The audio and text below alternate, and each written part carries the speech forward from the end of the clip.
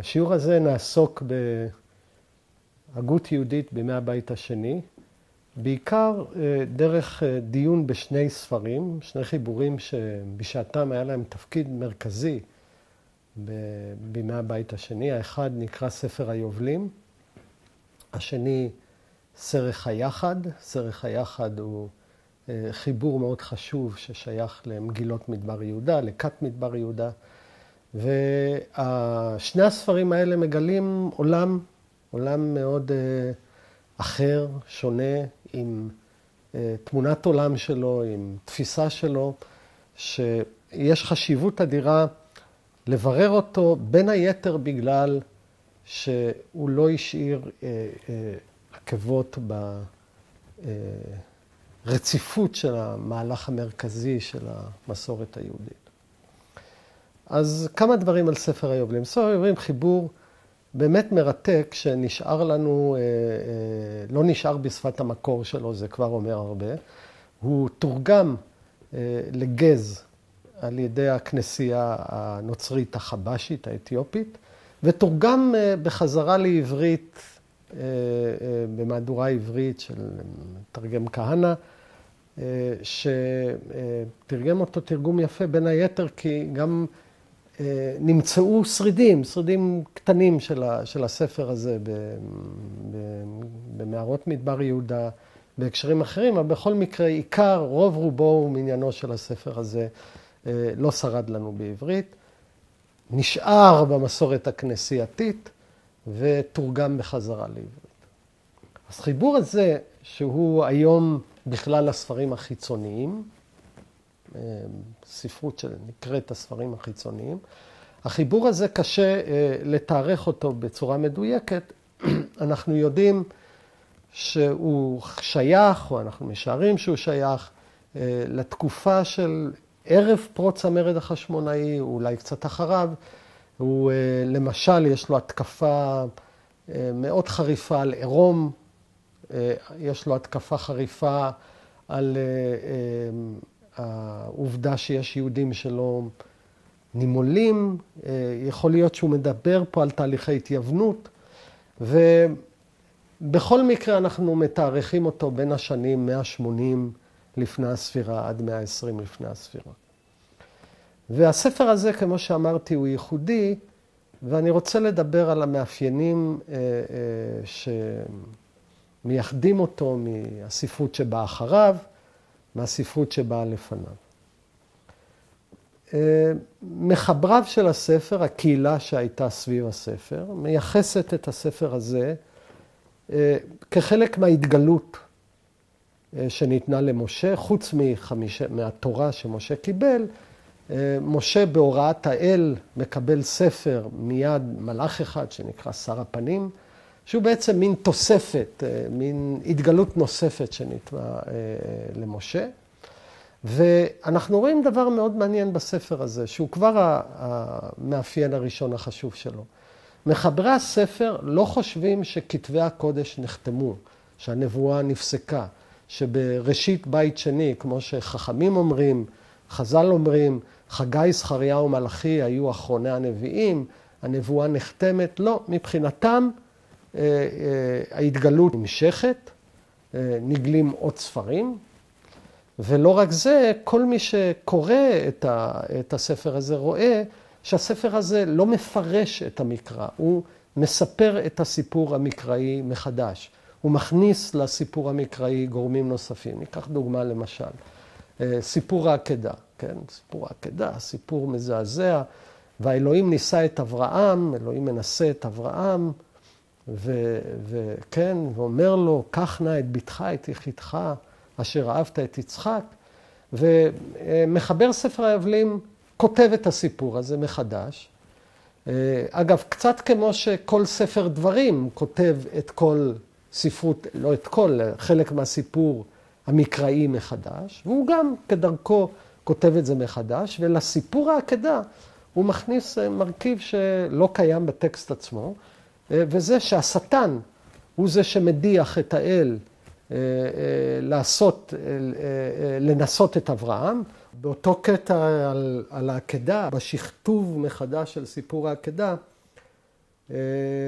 נאמר כך בספר היובלים, בפרק י"ז פסוק ט"ו, ויהי בשבוע השביעי, בשנה הראשונה, בחודש הראשון ביובל ההוא, ב12 חודש לחודש הזה, היה דבר בשמיים על אודות אברהם, כי נאמן הוא בכל אשר דיבר, ואדוני אהבו, כי בכל צרה נאמן הוא. אגב, אנחנו רואים פה את הנטייה של הספר הזה לתארך, כי הזמן הושחת, כי כבר אנחנו לא יודעים מתי ומה קרה. ואז מגיעה תוספת מאוד מעניינת. ויבוא השר משטמה, זה הכוח השטני. ויאמר לפני האלוהים, הנה אברהם אהב את יצחק בנו ויבקרהו על כל. אמור לו ויעלה עולה על המזבח, ואתה תראה אם יעשה את הדבר הזה, ותדע אם נאמן הוא בכל אשר תנסהו. ואלוהים ידע כי נאמן אברהם בכל צרה אשר יאמר אליו, כי ניסהו בארצו וברעב, וינשאו בעשרת המלכים, וינשאו עוד באשתו, בהילקחה ממנו ובמילה, וינשאו בישמעאל ובהגר אמתו כאשר שלחם. ובכל אשר נישאו נמצא נאמן ולא קצרה רוחו, ולא בושש לעשות, כי נאמן היה ואוהב את אדוני. ויאמר אל אברהם, ויאמר הנני אדוני. ויאמר אליו, קח נא את בנך, ואז חוזר הטקסט לפרשה המקראית. דהיינו, יש פה תוספת של השטן, השר משטמה, שמפתה את האל, שמדיח את האל לנסות את אברהם. דהיינו, כל מי שקורא בספר הזה רואה תופעה מאוד מעניינת.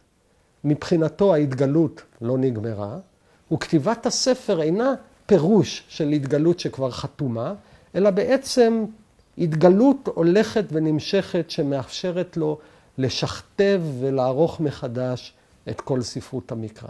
אגב, אתה יכול להבין את הכיוון שלו, את המגמה שלו, את האופן שבו הוא רוצה להוליך את ספרי המקרא על ידי ההוספות, על ידי האופן שבו הוא מספר את הסיפור מחדש, לפעמים בהוספות, לפעמים בשינויים, וזה דבר מאוד מייחד אותו ומעניין. אני רוצה בהקשר הזה קצת להתעכב על שאלת חתימת כתבי הקודש. הנה יש לנו בימי בית שני חיבור שלא סבור שכתבי הקודש נחתמים, שהתגלויות ממשיכות ועולות. העניין הזה הוא מאוד מרכזי בכלל להבנת האופן שבו תרבות עובדת, מסורות דתיות עובדות. אני רוצה לדבר על חיתום ועל קנוניזציה. תמיד כשאומרים שהנבואה נפסקה, כמו שחז"ל אומרים, כמו שהחכמים אומרים אחרי זה במדרש ובתלמוד, הנבואה פסקה אחרי חגי, זכריה ומלאכי, אחרי הנביאים האחרונים שיש לנו בתנ"ך שלנו. זה לא אומר שלא היו אנשים שהתנבאו. כן? עד היום, אגב, בירושלים יש אנשים שמתנבאים.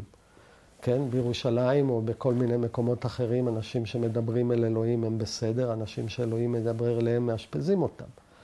אז יש נביאים. להגיד שפסקה הנבואה זו החלטה נורמטיבית. זאת אומרת, זה אומר, כל מי שאחרי חגי וזכריה ומלאכי, אחרי שיש לנו את ההתגלות, אחרי שחתמנו אותה, מופיע, מבחינתנו נביא שקר, הוא נביא שאין לדבריו סמכות וערך. זאת אומרת, פעולת חיתום כתבי הקודש היא לא תיאור של דלדול הנבואה והפסקתה. היא הכרעה נורמטיבית, היסטורית, בעלת משמעות מרחיקת לכת, שדבר מאוד מעניין, ספרות מלאה של בית שני לא מקבלת אותה.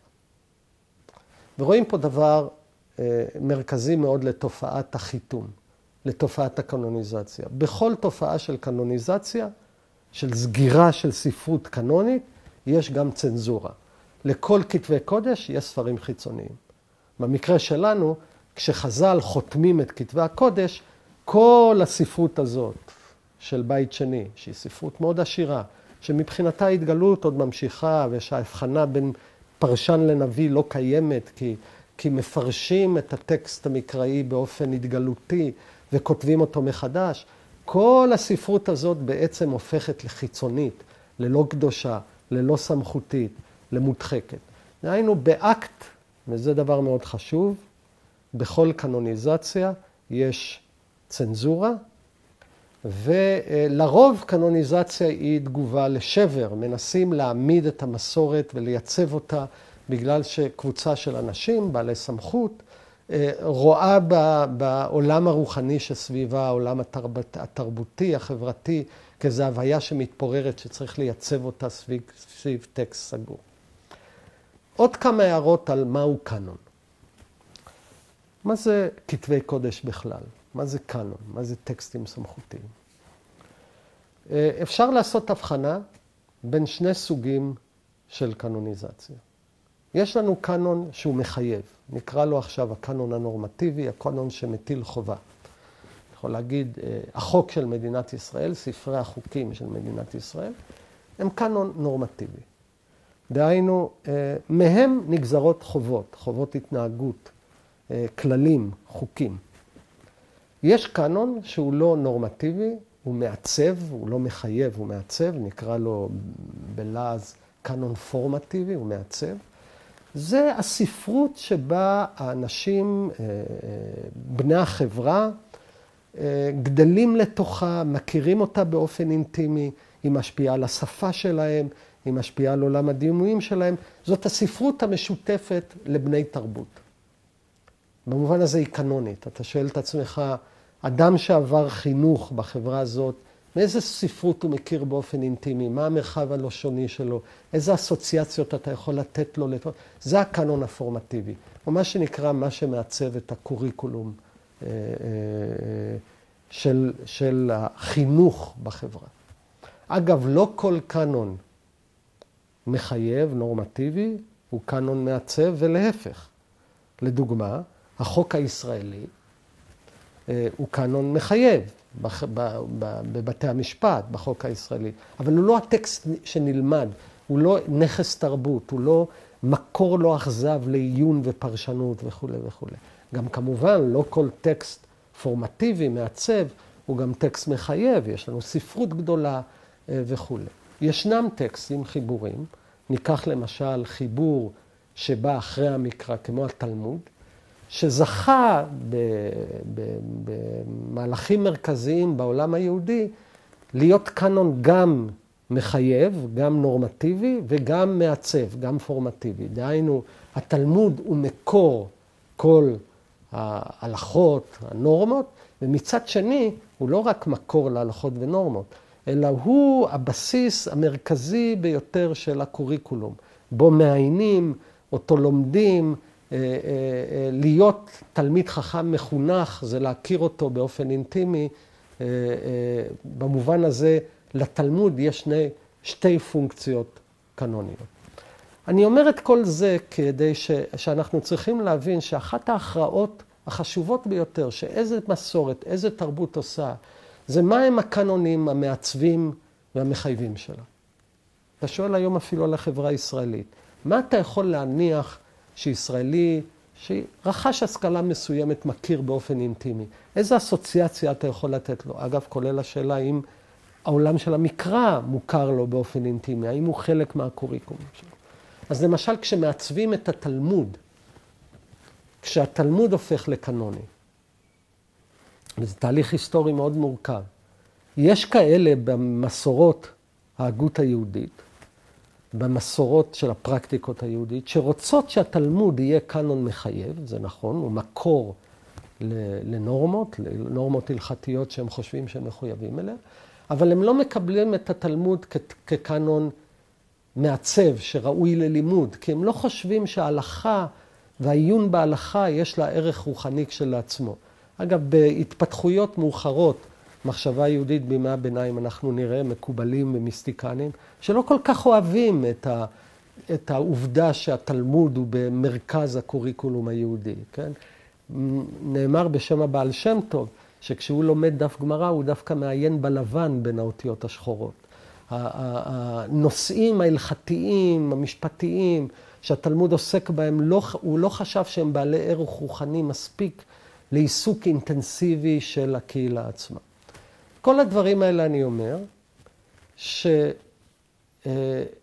שאנחנו צריכים להבין מהי קנוניזציה, הקשר בין קנוניזציה לצנזורה, דבר מאוד חשוב. דבר שני, הפונקציות השונות של הקנון. והחשיבות האדירה לאיזושהי תרבות מחשבתית, הגותית, מה הם הטקסטים שעומדים במרכזם, מה לומדים, איך מכריעים את ההכרעות האלה. אביא דוגמה, אגב, נורא מעניינת על המקום של התנ"ך בקוריקולום הנלמד. זאת תופעה קנונית מאוד מעניינת. הרבה פעמים הספרים שהם הכי בעלי הסמכות במסורת, הם הכי פחות נלמדים. זו תופעה מאוד מעניינת. כן? את הטקסטים בעלי הסמכות לא נלמדים באופן ישיר. למה? כי המסורת כל כך התרחקה מהמובן הישיר שלהם, שגישה ישירה אליהם כבר מאיימת על המסורת שנשענת עליהם. כן? אנחנו יודעים, למשל באשכנז, בתקופות מאוחרות יותר, שלא למדו מקרא, לא למדו תנ"ך בצורה שיטתית. כן, כשאברבנאל מגיע, יצחק אברבנאל מגיע ממגורשי ספרד, גדל במסורת הספרדית, מגיע לאיטליה, מתחיל לפגוש יהודים אשכנזים שהם לא למדו מקרא, באשכנז לא כל כך למדו מקרא מתקופה מסוימת ואילך.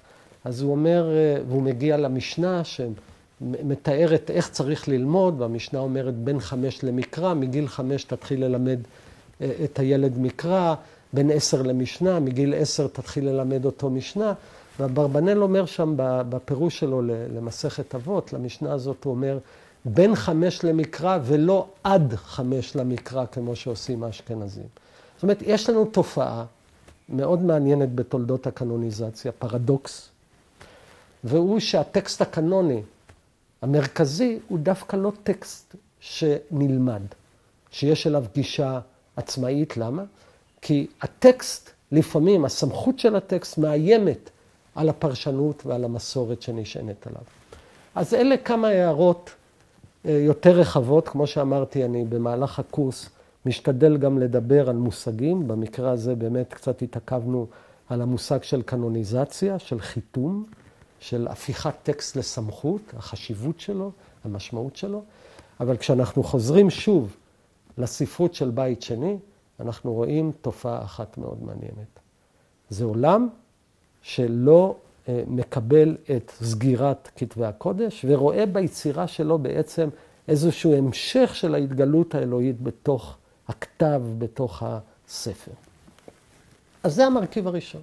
מאוד מעניין, מאוד שונה מהעולם של החכמים, מהעולם של חכמי המשנה והתלמוד והמדרש, שהם כבר חתמו את כתבי הקודש כבר בראשית ימי הבית, ומבחינתם כל הספרות הזאת היא ספרות חיצונית, ספרות שעברה איזושהי צנזורה. אז זה הדבר הראשון שאפשר להגיד על הספר הזה. הדבר השני, מרכיב מאוד מעניין בספר היובלים, כשבוחנים אותו, זה תמונת עולם שאפשר להגיד יש בה דואליזם, יש בה שניות. אמנם יש אל אחד, אבל מתחתיו יש מלאכים. המלאכים האלה הם מלאכים, חלקם טובים, וחלקם מלאכי חבלה, מלאכים רעים, שבראשם עומד מלאך שהוא נקרא מסתמה. והם אחראים להרבה מהרוע והצרות שבעולם.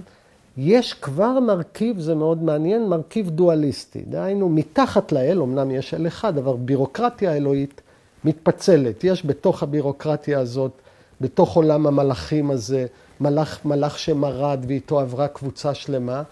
ולמה נוצר המבנה הזה? הוא קשור בבעיית הרע. זה כל מערכת הגות יהודית צריכה להתמודד עם בעיית הרע, ולספר היובלים יש מהלך מאוד מסוים על שאלת הרע, שאלת הרוע. השאלה היא איך מהאל האחד, הכל יכול, הטוב, יוצא רע, ויש כאן הסבר. הרוע מקורו בוא נגיד, מרד של הפקידות. זאת אומרת, יש אומנם אל אחד, והאל אחד יש לו מתחתיו שליחים ומלאכים. חלק מהשליחים האלה מרד, ויש לנו עכשיו הם מקור מטאפיזי לבעיית הרוע. דהיינו, אנחנו מצד אחד לא פוגמים באחדות ובטוב של האל, אבל אנחנו אומרים שהוא בעצם לא שולט עד הסוף על מה שהפקידות שלו עושה, ויש שם מלאכי חבלה ומסתמה. יש כבר מרכיב שאנחנו בתולדות הדתות מכנים אותו דואליסטי, דהיינו מרכיב של שניות בתוך העולם השמימי.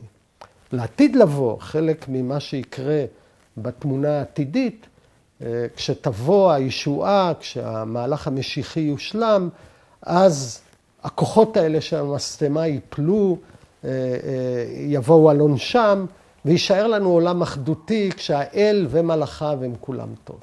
אז יש דבר מאוד מעניין, עוד יסוד בתוך המחשבה של ספרות בית שני של ספר היובלים, שאיזשהו מרכיב של דואליזם, וכמובן לאורך כל המחשבה היהודית אנחנו נצטרך לשאול את עצמנו איך היא מתמודדת עם הרוע, אם לרוע יש מקור בעולם העליון, מקור מטאפיזי, ואם אין לו, איך הוא קיים כאן וכו'. זה הפתרון או המהלך של ספר היובלים. המרכיב הנוסף, השלישי, אנחנו דיברנו על המשכיות ההתגלות, על תפיסת השניות הדואליסטית. המרכיב השלישי שאולי המרכזי ביותר לכל הספרות הזאת, שהופך אותה לחטיבה בפני עצמה ייחודית ושונה, זה תפיסת הזמן שלה. דבר מאוד מעניין. שמסתכלים בספר היובלים, הספר הזה יש לו אובססיה של זמן. הוא על כל דבר שאין זמנים, למשל כמה שנים היה האדם בגן עדן, בין כמה היה יצחק שהוא הלך לגרר, בין כמה הוא עוסק בתיארוך. והלוח שלו, וכאן בא הדבר המפתיע, הוא לוח שהולך לפי השמש, הוא לוח שמשי. השנה, החודש, הם נבנים לפי השמש. אנחנו יודעים שאצלו לכל חודש יש 30 יום. השנת השמש היא 364 ימים פלוס. נשארים לו 4 ימים, כי אם לכל חודש יש 30 יום בלבד, 12 חודשים כפול 30 נותן לו 360, אבל יש לו 4 ימים שהם לא במניין החודשים, שהם ימי תקופות המעבר שהם חגים. זאת אומרת, יש לו לוח של שמש, שהשנה היא בעצם 360 יום מחולקת ל-12 חודשים של כל חודש 30 יום, עם 4 ימי מעבר שמשלימים לו את השנה לשנה מלאה. וכמובן, הוא יודע שקבוצות אחרות בעולם היהודי יש להם לוח אחר. ואחת הקובלנות הגדולות שלו, ושל כל הספרות הזאת, על הזרמים האחרים ביהדות, שהם השחיתו את הזמן. דהיינו שהם חיים במרחב של תאריכים לא נכון, השחתת הזמן. אגב, השחתת הזמן הזה אצלו, זה דימוי מרתק בספר הזה. השחתת הזמן הזה גרמה גם להתכווצות הזמן. הזמן פשוט עובר מהר מדי. בתודעה של תפיסת הזמן של ספר היובלים, יש תהליך של קיצור הזמן, והוא מתאר בקטע, אני חושב, אחד הקטעים העזים בספר, מבחינת תמונת העולם שלו. אני מדבר על פסוקים שמתחילים בפרק כ"ג בספר היובלים בפסוק ה'. הוא מדבר על מות אברהם, בהקשר של מות אברהם, ויחי 3 יובלים ו4 שבועות, 4 שבועות שנים, 175 שנה, ויכלו ימי חייו ויהי זקן ושבע ימים. כי ימי חיי הקדמונים הם 19 יובלים, כן? 19 כפול 50, שזה הרבה זמן. ואחרי המבול החלו להמעיט מ19 יובלים ולהקטין מהיובלים ולהזקין מהרה ולסבוע ימיהם. לסבוע ימיהם, כאילו הם סובעים את ימיהם מהר, הם מחלים אותם. מפני העוני הגדול ורוע דרכיהם לבד מאברהם. כי אברהם תמים בכל מעשיו את האלוהים, ושומר צדק. דהיינו, אברהם הוא שורד את התקטנות הזמן הכללית, ואז בא משפט קשה, משפט אפוקליפטי נורא על עתיד האנושות. וכל הדורות אשר יקומו מעתה ועד יום הדין הגדול, עד לחורבן. כל הדורות האלה, כן?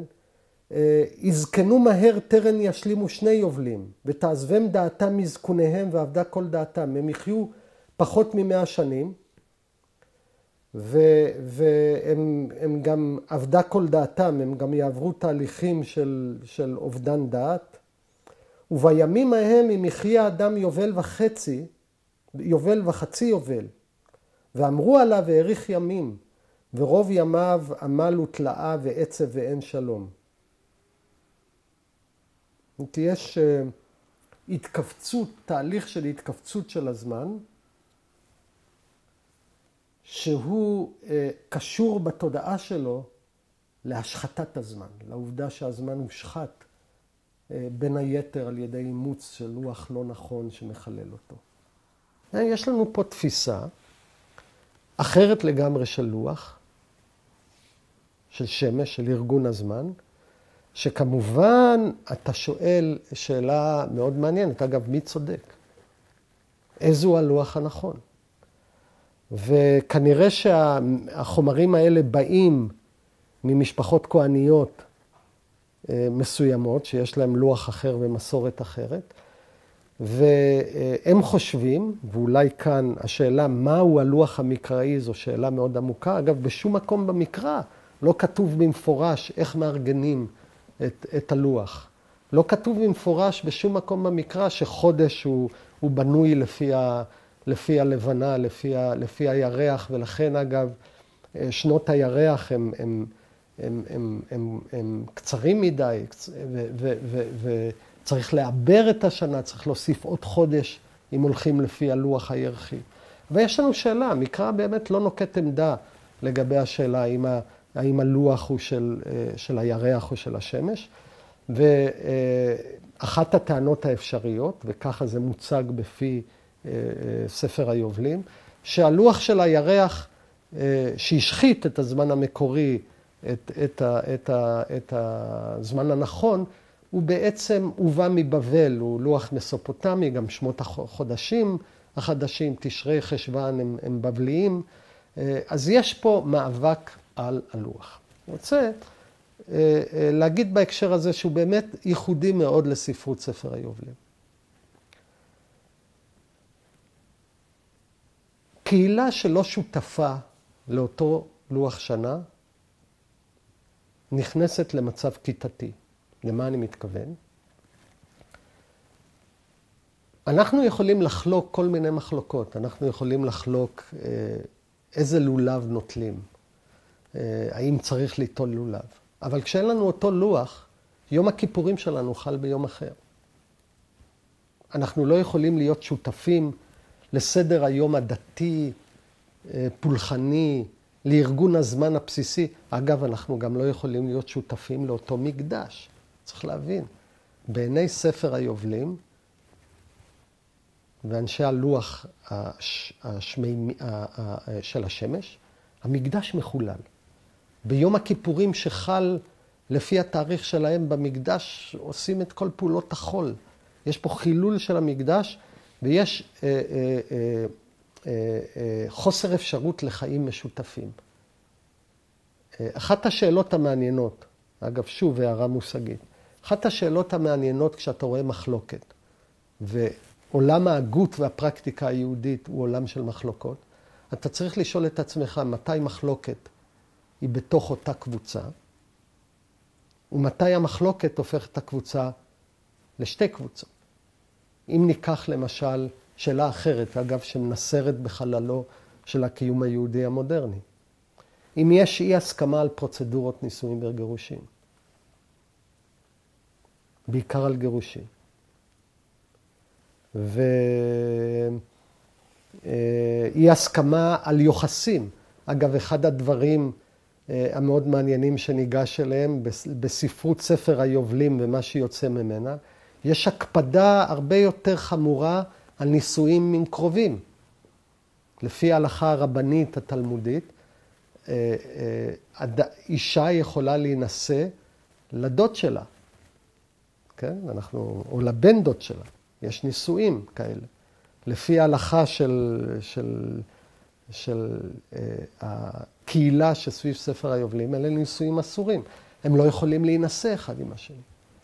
יש פה, הייתי אומר, מה שיאפיין את המצב של ימי בית שני, יש פה סיטואציה כיתתית. דהיינו, חברה יהודית שלא שותפה לדבר בסיסי שמאפשר חיים משותפים, וזה הלוח. אז זה המרכיב הנוסף, בינתיים כבר דיברנו על 3 המרכיבים. יש להם לוח אחר לחלוטין. אבל מי שמעיין עוד בספר היובלים הזה, רואה דבר מעניין, יש לו גם הלכה אחרת. הלכה אחרת, למשל, בפרק האחרון של ספר היובלים, הוא מתאר את השבת. והשבת של ספר היובלים היא שונה. בסוף הספר, ספר היובלים, מופיע קובץ מאוד מצומצם של ההלכה שלו של שבת, שמקבלים ממנה את תמונת השבת. והוא אומר כך, וזה בפרק נ' פסוק ו'. והנה את מצוות השבת כתבתי לך, וכל משפטיה וחוקותיה. 6 ימים תעשה מלאכה, וביום השביעי שבת להשם אלוהיכם.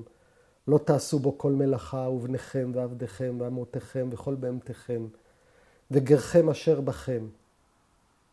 והאיש אשר יעשה בו כל מלאכה יומת, וכל איש אשר יחלל את היום הזה. אגב, עד כאן לשון המקרא.